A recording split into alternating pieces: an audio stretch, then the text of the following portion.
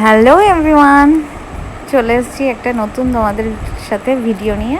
Actually অনেক দিন video দিই না, কিন্তু মনে হলো আজকে এটা যখন করছি ফার্স্ট টাইম, তো সেটা তো তোমাদের সাথে শেয়ার করা যেতেই পারে। আর বাড়িতে যেহেতু একা ছিলাম, সময়ও কাটছিল না, তো আমার শরীর যেহেতু ভালো না, তাই জন্য আমি বাইরে বেরোচ্ছি না।